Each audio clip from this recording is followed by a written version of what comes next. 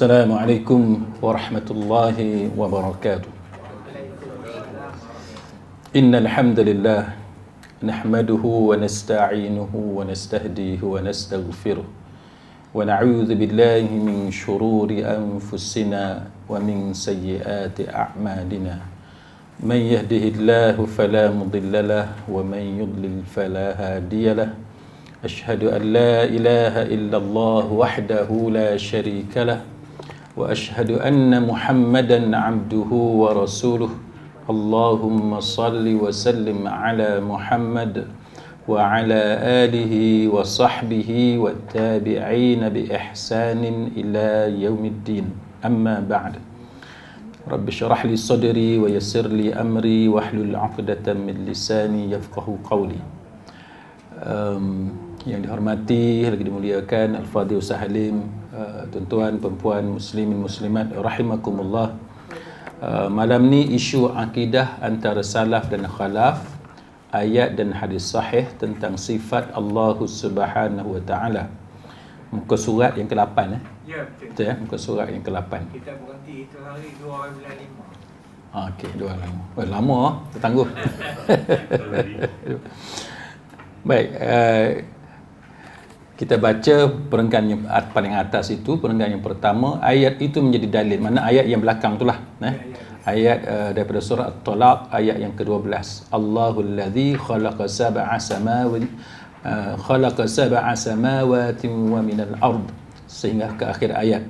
Kita dah hurai tentang bagaimana Allah Ta'ala mencipta 7 petala langit. Baik, jadi malam ni kita sambung daripada ayat itu. Ayat itu menjadi dalil yang kuat bagi menunjukkan matlamat penciptaan langit dan bumi. Dan ayat itu jadi dalil yang kuat bagi menunjukkan matlamat penciptaan langit dan bumi. Tidak perlu kita mengambil dalil daripada hadis kudusi bertaraf maudhu' yang banyak disebut dalam kitab-kitab tasawuf. Dalam hadis itu Allah Subhanahu wa taala mengatakan, aku umpama permata yang tersembunyi. Aku suka untuk aku dikenali, maka aku ciptakan makhlukku bagi mengenaliku.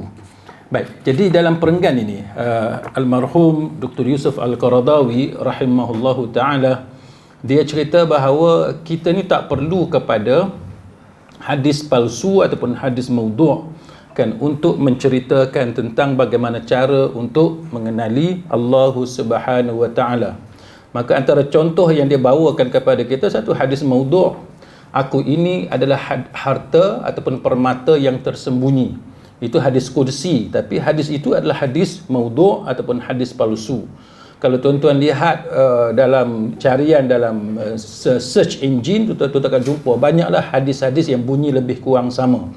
Aku ini adalah harta yang tersembunyi, lalu aku menyukai untuk dikenali. Maka sebab itu aku telah mencipta makhluk ini dan memperkenalkan diriku kepada mereka. Maka keranaku mereka mengenali aku. Jadi hadis-hadis yang macam ni para ulama telah membuat kajian dan mereka membuat kesimpulan bahawa ini bukan hadis. Kan, ini bukan hadis. Jadi kita jumpa di mana hadis ini disebut oleh beberapa pihak yang tertentu. Antaranya disebut oleh Muhammad bin Khalil Al-Qawqji dalam kitab himpunan hadis-hadis palsu yang mana tidak ada asalnya. Tidak ada asal. Dia kata apa? Dia menakalkan kalam Imam Ibn Taymiyah rahimahullahu ta'ala. Qala Ibn Taymiyah, laisa min kalamin Nabi sallallahu alaihi wasallam. Dia kata, Ibn Taymiyah kata, ia bukan daripada perkataan Nabi sallallahu alaihi wasallam. Tidak dijumpai sanad yang sahih ataupun lemah baginya. Sanad sahih pun tak ada, sanad yang lemah pun tak ada. Dan dia menakalkan kalam Al-Zarkashi dan Imam Ibn Hajar pun mempunyai pendapat yang serupa dengan apa yang disebut oleh Imam Ibn Taymiyah rahimahullahu ta'ala. Dan dia kata bahawa tapi maknanya jelas, makna dia sahih dan ia berlegar, ianya the popular di kalangan ahli tasawuf. Jadi ini yang disebut contoh oleh almarhum Dr. Yusuf Al-Qaradawi rahimahullahu ta'ala. Cuma mungkin di kalangan kita ni tertanya-tanya kan, kenapakah hadis-hadis yang macam ni ada dalam kitab-kitab para ulama. Jadi para ulama dia study, dia tengok, maka sekurang-kurangnya ada 7 kan, 7 alasan kenapa hadis-hadis yang macam ni, hadis maudhu', hadis yang kita kata hadis yang tidak ada sanad ataupun hadis yang dhaif dan sebagainya, ia disebut dalam kitab-kitab para ulama. Maka ramai di kalangan para ulama mengatakan bahawa ada beberapa sebab. Sekurang-kurangnya ada 7 kan, sekurang-kurangnya ada 7 sebab.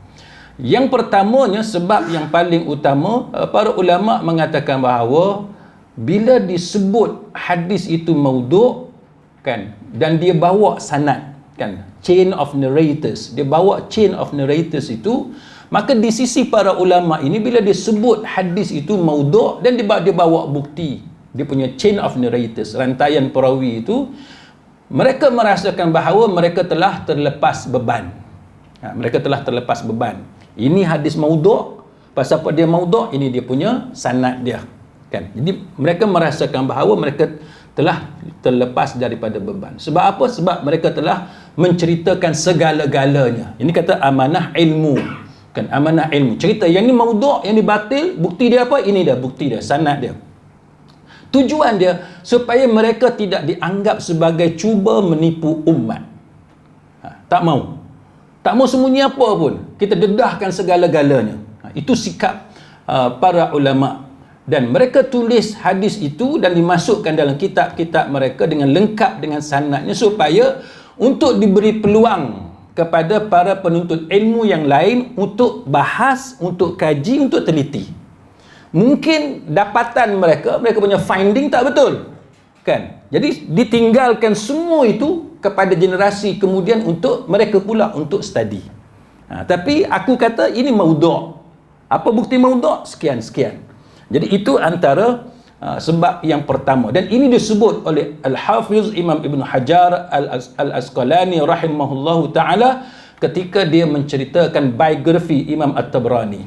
Baik, itu yang pertama. Sebab pertama, sebab apa? Sebab ulama dia tak mau dianggap sebagai menipu ataupun cuba menyembunyikan sesuatu walaupun sedikit sekalipun. Maka mereka dedahkan segala-galanya, termasuk hadis maudhu', beserta dengan dia punya sanad. Kalau ada sanad apa semua, dedahkan segala-galanya. Itu yang pertama yang disebut oleh Imam Ibn Hajar. Yang kedua, kenapa hadis-hadis maudhu' ini ada, termasuk hadis dhaif dan sebagainya? Kenapa ada? Sebab para ulama merasakan bahawa kalau ditinggalkan, kalau tidak dimasukkan, mereka bimbang kalau itu akan menjadikan kita ini kehilangan ilmu. Kehilangan ilmu. Jadi kalau kita dedahkan, maka umat akan dapat ilmu baru. Maknanya hadis ini batil, itu satu ilmu kan. Hadis ini maudhu', itu satu ilmu. Maka ianya ditulis supaya generasi kemudian mengetahui bahawa itu adalah hadis maudhu'. Cuma apa yang berlaku ini kemudiannya menjadi kekeliruan bagi orang yang tidak berada dalam disiplin hadis. Jadi orang yang tidak ada dalam disiplin hadis, dia keliru. Sebab apa? Sebab dia kata ni ulama tulis, ilmu hang lagi pandai daripada ulama ni ke? Dia bagi ayat tu kita susah tuan-tuan. Kita explain lagu mana sekalipun, dia bagi ayat, hang ulama ke? Ilmu hang boleh tanding ke dengan dia ni? Payah. Jadi dia sebut benda tu, dia tidak melihat keseluruhan kandungan kitab yang ditulis oleh para ulama berkenaan. Jadi sehingga menyebabkan generasi yang tidak terdedah kepada disiplin ilmu hadis menganggap hadis yang ada dalam kitab-kitab para ulama ini sebagai setaraf dengan hadis sahih. Itu masalah dia.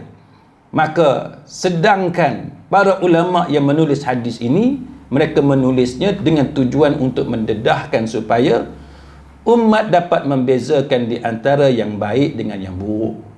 Dan alasan yang kedua ini di-highlightkan oleh Imam Ibn Taymiyah rahimahullahu ta'ala. Kemudian yang ketiganya, alasan yang ketiga kenapa ada hadis-hadis maudhu' ataupun hadis-hadis yang tak tahu asal usul apa semua ni, kerana para ulama cuba untuk mendedahkan adanya kejahatan-kejahatan yang berkaitan dengan hadis. Mana ada orang nak reka hadis, itu tujuan dia. Maka bila generasi kemudian membaca hadis-hadis ini, mereka tahu bahawa ini adalah hadis yang dibuat-buat oleh pihak tertentu, sehingga kita telah menyedari keburukan hadis berkenaan. Ini disebut oleh Imam Ibn Hibban dalam kitab dia Al-Majruhin. Ketika dia menceritakan biografi Jabir Al-Ju'fi, dia menceritakan tentang hal ini. Contohnya dia kata Ibn Hibban disebut bagaimana Waqi' pernah bertanyakan alasan perbuatan Syu'bah dibuat macam tu. Dia kata, kamu tinggalkan riwayat si fulan, tapi kenapa kamu meriwayatkan hadis daripada Jabir Al-Ju'fi? Kamu tak ambil hadis orang sekian-sekian, tapi pasal apa? Bila tiba satu tempat ni kamu cerita hadis orang ni sekian-sekian. Maka dia kata apa? Dia kata, aku tulis riwayatnya untuk membuatkan kita tidak sabar terhadapnya, untuk menolak dan membuang hadis tu. Mana bila dia rasa benda tu penting untuk dia highlightkan. Jadi maksud dia, dalam kebiasaan mereka akan tinggalkan hadis maudhu'. Tapi akan nak tiba tajuk-tajuk tertentu mereka masukkan juga. Supaya apa? Supaya masyarakat tahu bahayanya hadis yang mereka sebut tu. Itu tujuan dia. Itu antara yang disebut oleh Imam Ibn Hibban. Baik. Kemudian yang keempatnya, sebahagian ulama dengan kita kata in bad faith, kan, ada malafide. Ni Tuan Kamal ada nak sebut, kena sebut malafide lah, geng-geng lawyer ni. Jadi dia in bad faith, an-niyatus sayyi'ah, dia ada niat jahat. Jadi kita dah cerita banyak kali, ulama ni pun mereka tidak sunyi daripada kesilapan. Kerana taksub mereka kepada aliran mereka, kan, taksub mereka kepada mazhab mereka yang mereka dokongi. Sebahagian di kalangan mereka sengaja ataupun terlalu berani dalam meriwayatkan hadis-hadis yang mana mereka sebenarnya tahu hadis itu adalah hadis yang direka. Ini antara perkara yang berlaku di kalangan para ulama. Jadi bagi sahabat-sahabat yang pernah mengaji kitab Talbis Iblis, tahulah bagaimana Imam Ibn Jauzi menyenaraikan begitu banyak kesalahan dan kesilapan, jenayah yang dilakukan oleh para ulama sendiri, kan? Jadi ini antara perkara yang berlaku di kalangan para ilmuwan, kan? Di kalangan para ilmuwan. Maka para ulama mengatakan bahawa, kan, kerana taksubnya mereka kepada mazhab ataupun taksubnya mereka kepada pendapat yang mereka anuti, sehingga menyebabkan mereka terlalu berani untuk tetap membawakan hadis tersebut walaupun mereka tahu bahawa hadis itu bermasalah, kan, walaupun mereka tahu hadis itu bermasalah. Kenapa? Kerana taksub, kan, kerana fanatik. Jadi itu antara masalah yang berlaku di kalangan para ulama. Jadi Imam Ibn Mu'tamir dia kata apa? Dia kata sebab taksub ni lah, fanatik macam ni lah yang menyebabkan susah nak beza manusia yang suka taklid dengan binatang ternakan. Susah nak beza sebab jadi serupa. Jadi itu yang disebut. Kemudian yang kelimanya, tuan-tuan sekalian, kenapa disebut hadis tersebut walaupun ianya bermasalah? Yang kelimanya adalah kerana dia tidak mengetahui status hadis tersebut.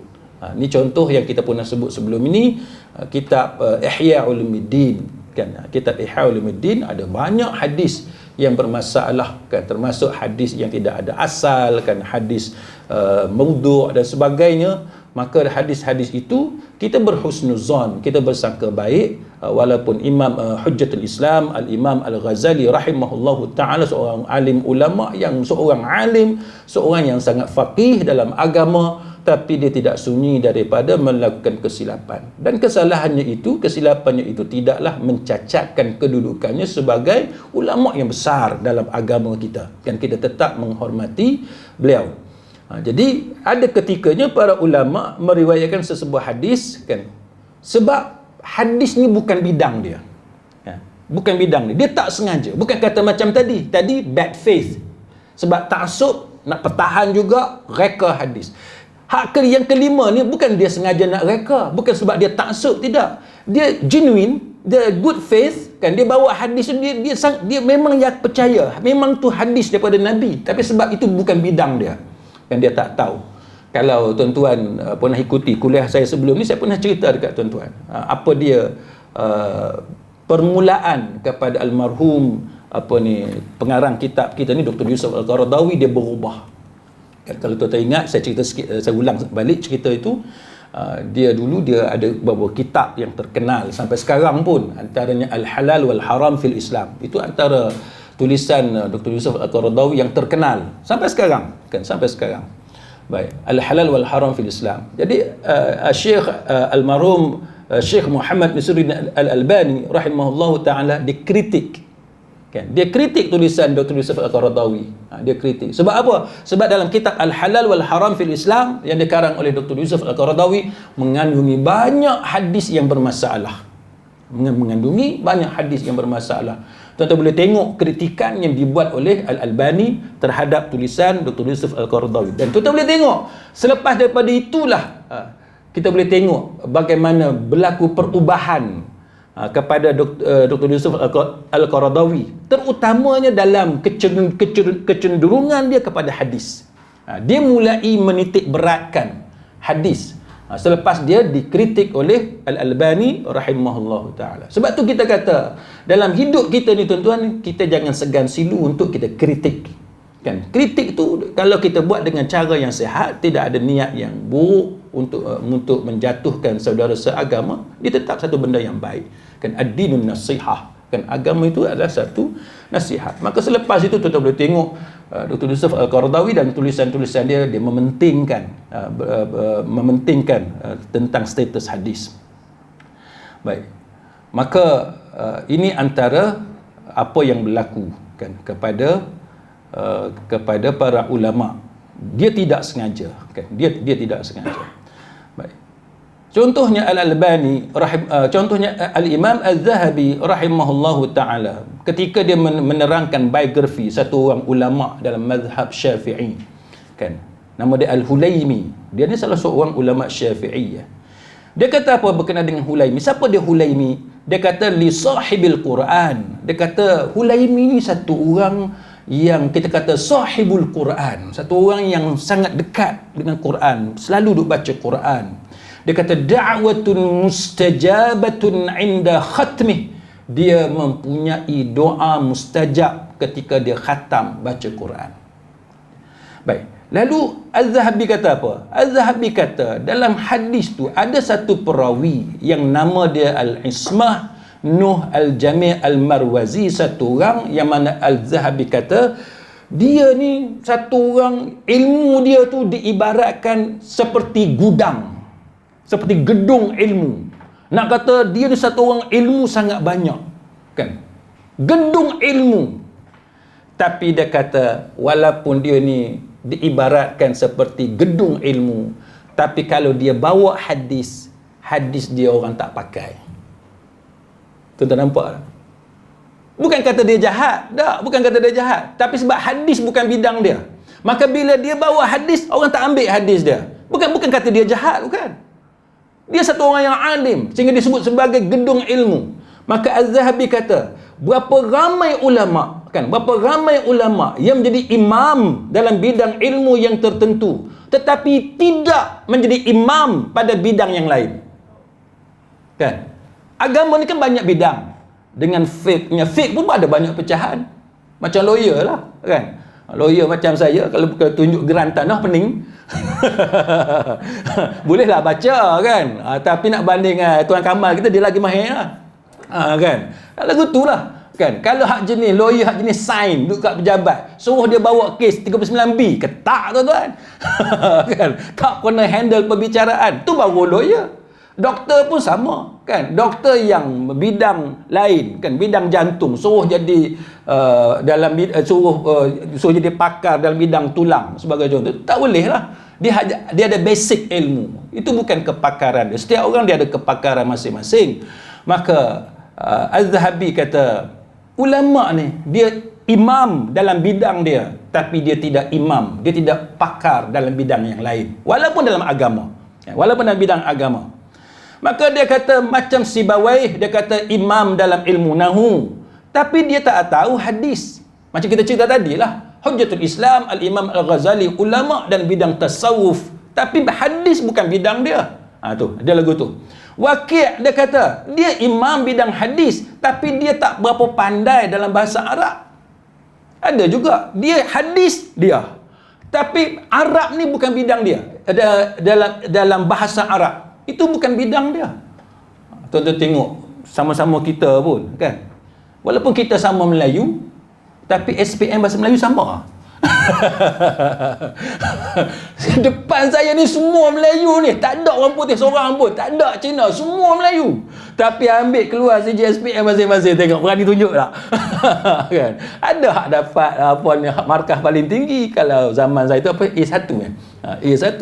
Saya A1 tu nak cerita. Saya A1 orang Kelantan tapi A1. Cakap broken bunyi macam Jerman. Tapi SPM A1. Tapi kalau kita kata orang Johor yang kata bahasa Malaysia dia paling sedap kita dengar, ada yang fail kan, ada yang fail. Walaupun dia memang anak orang Melayu, memang cakap Melayu, tapi dia tak pandai bahasa Melayu. Anak saya, tuan-tuan, anak saya ni 4 orang tu memang kat rumah English kan, sebab kami duduk lama di England. Jadi bila time SPM problem. Pak Melayu, mak Melayu, dia pun Melayu, tapi bila nak SPM problem. So macam mana strategi kita nak ambil SPM supaya dapat markah cemerlang? Mau tidak mau kena mengaji bahasa Melayu dengan budak bukan Melayu, dengan cikgu bukan Melayu. Itu cara dia. Maka dapatlah highest mark, markah paling tinggi. Sebab kalau belajar cara budak Melayu dengan cikgu Melayu, dia tak boleh. Sebab dia dibesarkan di kalangan pelajar yang bukan Melayu. Dia dah biasa dengan macam tu. So dia tahu strategi macam mana budak Melayu diajar oleh cikgu yang bukan Melayu cara nak menguasai bahasa Malaysia ni. Dia macam tu. Jadi ulama pun macam tu. Kita jangan expect sebab dia ulama kan, dia bidang hadis maka dia pakar dalam bahasa Arab. Tak. Dia tidak pakar. Waqi' walaupun dia imam, dia dikenal sebagai imam dalam hadis, tapi dia bukan seorang pakar dalam bahasa Arab. Maka banyaklah contoh-contoh yang disebut oleh Al-Imam Al-Zahabi kepada kita. Baik. Saya pun bukan nak cakap lama ni, nak bagi peluang kat Syekh Kamal kita pula. Lepas tu, maka dia bagi contoh lain. Kan? Dia contoh-contoh lain termasuk dia kata, ada yang keenam, dia kata ada ulama kan yang berpendapat bahawa bila ada banyak jalur, turuk, sanad banyak, maka dia boleh angkat hadis tu untuk dijadikan hujah. Ini contoh bagaimana ulama sendiri pun keliru. Kan? Ulama sendiri pun keliru. Kita dah mengaji dah. Hadis yang boleh diangkat darjat, contohnya hadis dia daif, tapi daif dia ringan. Bila turuk tu banyak, kan, maka dia menyokong antara satu sama lain, dia menguatkan antara satu sama lain, dia angkat darjat. Sebab tu kalau kita tengok Albani, dia kata apa? Dia kata hasan li ghairih. Kan, li ghairihi, sebab ada hadis lain. Kan, li ghairi, hasan li ghairi. Contoh hadis apa? Hadis pasal tanda-tanda husnul khatimah. Apa dia? Mati hari Jumaat atau malam Jumaat. Kan, ulama kata tak ada hadis sahih yang kata mati hari Jumaat atau mati malam Jumaat itu husnul khatimah. Tapi Albani, tuan-tuan tengok ahkam janaiz yang dia tulis tu, dia kata hadis tu hasan li ghairi. Ada tempat lain dia tulis sahih li ghairi. Sebab apa? Sebab di sisi Albani dia kata bila hadis tu contohnya kalau dia daif, tapi daif dia ringan, dia boleh angkat. Dia diangkat. Kan? Tapi tidak semua ulama menguasai bidang hadis. Maka ada ulama dia tidak menguasai bidang hadis, dia kata semua boleh. Itu menyebabkan mereka memasukkan hadis-hadis yang tidak boleh dijadikan hujah, walaupun hadis itu perawi dia berstatus matruk ataupun dicurigai melakukan pendustaan, muttaham bil kidz dan sebagainya, maka itulah yang berlaku. Kan?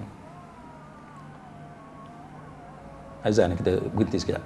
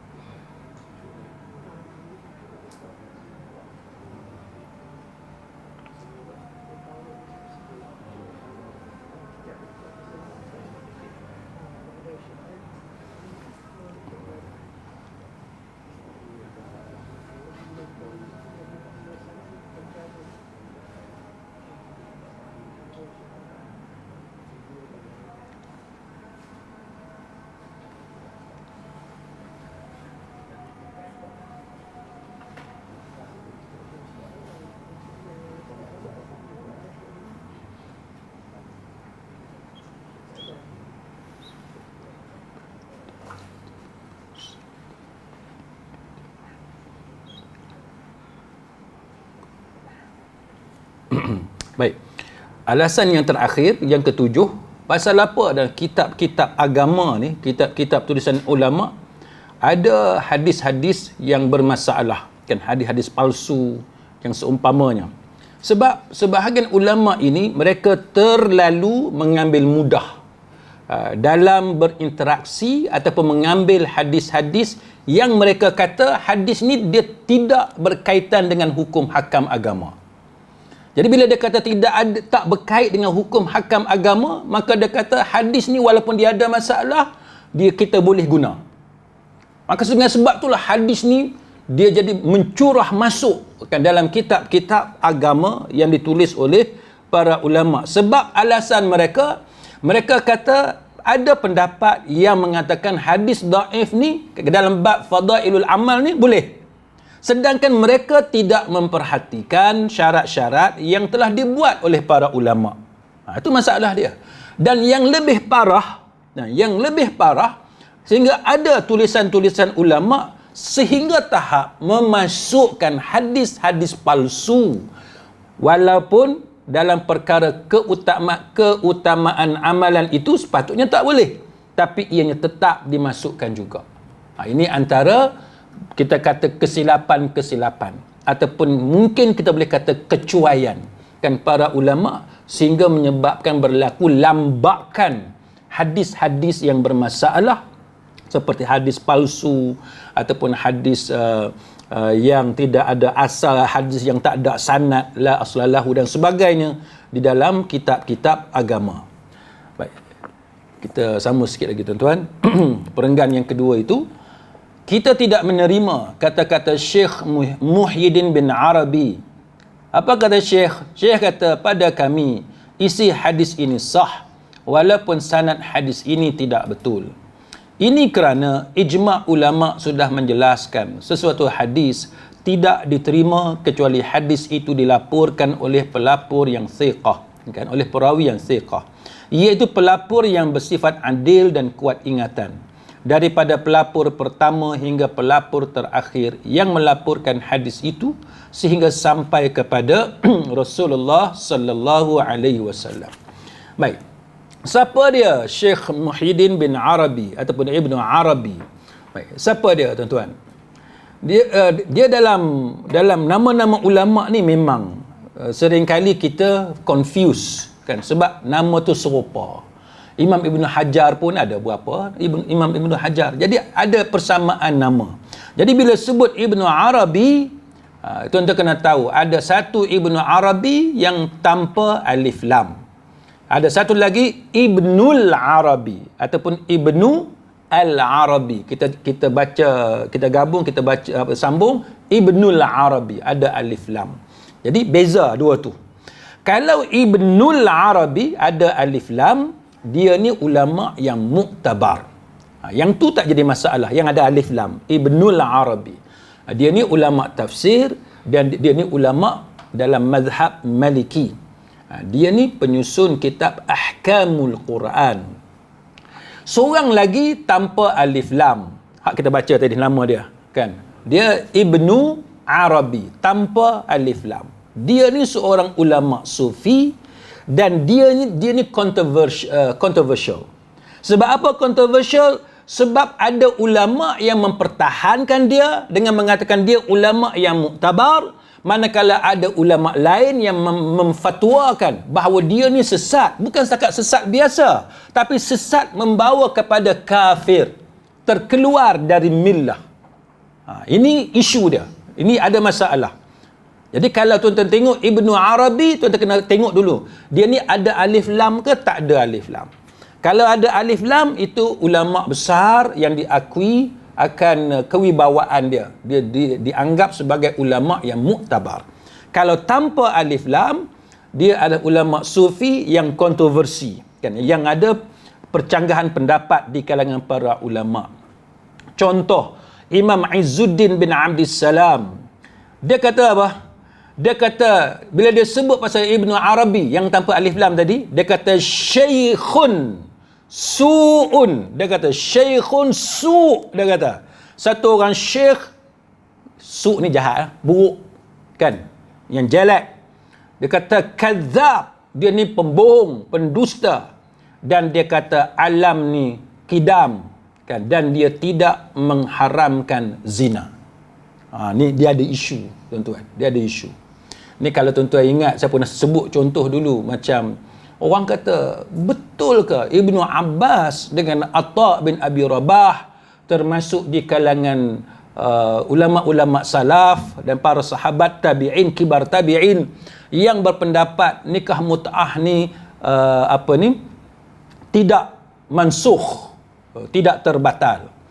Kalau tuan-tuan bincang dengan pihak yang mempertahankan nikah mut'ah, yang Syiah tu Syiah lah, tapi di kalangan yang tak mengaku Syiah pun dia kata bahawa kerana antara ulama besar yang mempertahankan, yang menganggap nikah mut'ah itu tidak terbatal ataupun tidak mansukh adalah sahabat Nabi yang besar dan juga di kalangan kibar tabi'in. Maka nama yang biasa kita dengar siapa dia? Ibnu Abbas dengan Atta bin Abi Rabah. Itu contoh, kan? Tapi soalnya, betul ke Ibnu Abbas berpendapat sedemikian? Apakah betul Atta bin Abi Rabah berpendapat sedemikian? Kan? Kebanyakan ulama mengatakan bahawa itu pendapat yang dhaif, yang kita tak boleh pegang riwayat tersebut. Jadi itu contoh, kan, berlaku perbezaan pendapat. Maka ada anggapan yang mengatakan bahawa Ibnu Arabi ni dia tidak mengharamkan zina, kan. Ini kata Imam Az-Zahabi dalam Siyar A'lamin Nubala. Dia kata, jadi memang Imam Izzuddin bin Abdul Salam antara ulama yang kata dia ni kita tak boleh terima dia. Dia seorang yang syekh yang buruk. Syekh lah, mana seorang alim. Mana kita akui dia seorang yang ada ilmu, seorang syekh, tapi dia seorang yang jelek, kan, seorang yang jelek, seorang pembohong, dan dia tidak mengharamkan zina. Baik. Cuma tidak mengharamkan zina ni ada macam-macam pendapat lah. Sebahagian kata bukan kata tidak mengharamkan zina dengan maksud dia kata zina tu halal, tetapi dia berleluasa dengan perzinaan. Itu pun dianggap sebagai mengubah hukum Allah Subhanahu Wa Taala. Sebab tu ada ulama mengkafirkan dia. Kan? Ini cerita macam dulu kita pernah bincang tajuk Ibn Sina dengan Al-Farabi, kan, Ibn Sina dengan Al-Farabi pun cerita yang sama, kan. Cuma kalau tuan-tuan tengok masa Dr. Zul jadi mufti wilayah, dia ambil pendekatan seperti Imam Ibn Kathir dan sebagainya, kata kita masih cuba berbaik sangka, macam itulah. Walaupun di sana banyak pendapat ulama yang menyesatkan Ibn Sina dengan Al-Farabi. Baik. Sampai ke tahap mengkafirkan mereka, kan? Itu cerita dia. Samalah juga tuan-tuan sekalian, Az-Zahabi dia sebut tentang tulisan-tulisan Ibnu Arabi yang dianggap penuh dengan kekufuran, kan? Penuh dengan kekufuran. Antaranya dia kata apa? Dalam kitab yang ditulis oleh Ibnu Arabi, Az-Zahabi kata apa? Az-Zahabi kata fa in kana la kufra fihi fama fid dunya kufr. Dia kata seandainya dalam kitab yang ditulis oleh Imam Ibn Arabi itu tidak ada kekafiran, nescaya di dunia ni tidak ada kekafiran. Tuan-tuan faham tak ungkapan tu? Dia kata dalam kitab Ibn Arabi tulis tu, kalau kita baca kitab tu, kita kaji kitab dia, kita tak jumpa kufur dalam kitab dia, nescaya kita hidup atas dunia ni kita tak jumpa kekafiran berlaku, kekufuran berlaku. Kita takkan jumpa. Maknanya bagi kita yang tahu apa dia batas iman dengan kufur, bagi kita yang tahu apa dia benda yang boleh membatalkan syahadah kita, bila kita mengaji kitab dia, kita akan tahu di dalam tu ada perkara yang membatalkan keislaman dia. Itu maksud dia. Itu maksud ya, kata-kata Al-Imam Az-Zahabi rahimahullahu ta'ala. Dan dia kata kita memohon ampun kepada Allah dan memohon keselamatan kepada Allah Subhanahu Wa Taala. Jadi kita ni dengan nada keinsafan, kita bukan saja-saja nak memburukkan ulama, tidak. Bila kita cerita pasal kesilapan ulama, kita jangan lupa minta keampunan dengan Allah, minta Allah Taala maafkan kita, dan kita minta Allah Taala selamatkan diri kita. Pasal apa kadang-kadang tuan-tuan, kita duk syok, duk tibai orang ni.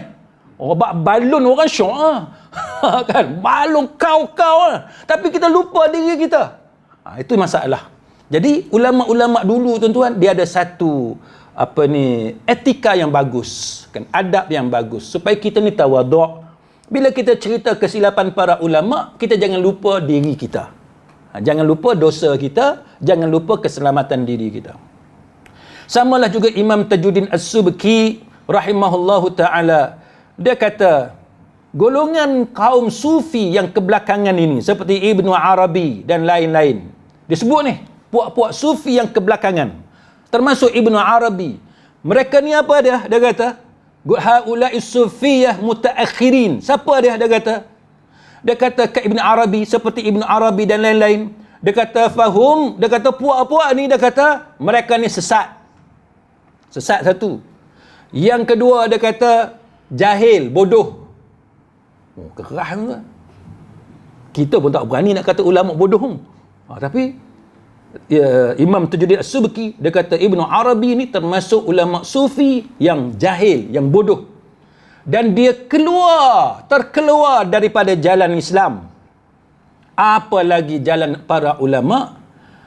Dan dia kata, dia memetik Ibnul Muqri. Kan Ibnul Muqri kata apa? Dalam kitab dia Raudah, dalam kitab dia Ar-Raud, dia kata siapa-siapa, kan, siapa-siapa yang syak, yang ragu-ragu kekafiran Ibnu Arabi, maka dia juga kafir. Siapa duk was-was lagi ni? Betul ke Ibnu Arabi ni kafir? Siapa yang was-was, maka dia kafir. Lepas tu Ustaz, kita lagu mana Ustaz? Kita nak kena kafir. Kita, kalau kita tak ada ilmu, jangan komen lah. Kalau kita tak ada ilmu. Tapi bagi kita yang ada ilmu, terang orang tu buat benda yang kafir, maka kita kena ikut fatwa. Kan, fatwa zaman kita. Kalau tuan-tuan katalah tuan-tuan berpegang kepada fatwa negeri sebagai contoh, tuan-tuan tunggu fatwa negeri lah. Kita sebagai orang awam, ataupun kita tunggu mufti perleh ke, kan? Kita tunggu mana lajnah, jawatankuasa fatwa yang ada authority, kan, untuk bagi panduan kepada kita. Kita orang awam ni, kita tak ada ilmu sampai ke tahap itu. Itu contoh. Samalah juga Imam Ibnu Hajar, dia tanya kepada guru dia Al-Bulqini tentang Ibnu Arabi. Dia kata, guru dia Al-Bulqini kata dia ni kafir. Dia ni kafir. Itu contoh kalam ulama yang menyesatkan Ibnu Arabi dan ada yang sampai tahap mengkafirkan dia. Pada masa yang sama, secara ringkas tuan-tuan, 853, secara ringkasnya ada juga ulama yang masih bersangka baik dengan dia.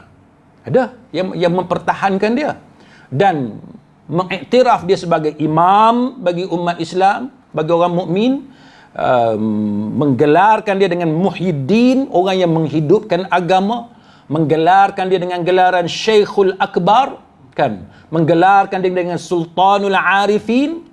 Ramai juga. Contohnya siapa dia? Imam Suyuti, Syarani, kan, banyaklah, termasuk Al-Munawi dan lain-lain.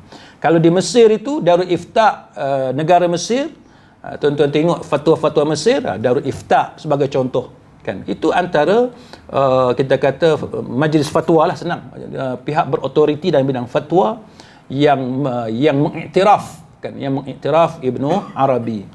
Contohnya dia kata Syekhul Islam Izzuddin bin Abdul Salam yang kita baca tadi pendapat dia kata pada awalnya mengingkari Ibnu Arabi, tapi selepas dia mengkaji kedudukan Ibnu Arabi, dia memperbetulkan pendapat dia dan kemudian mengakui bahawa dia adalah wali kutub pada zaman dia.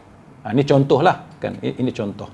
Baik, termasuk ulama-ulama lain seperti Imam Ghazali dan sebagainya. Baik, jadi sekadar itu tuan-tuan sekalian, kita bagi peluang kepada Tuan Hairul Kamal untuk buat briefing taklimat berkenaan dengan dakwah di Cebu, Filipina. Mudah-mudahan kita semua mendapat taufik dan hidayah daripada Allah Subhanahu wa taala.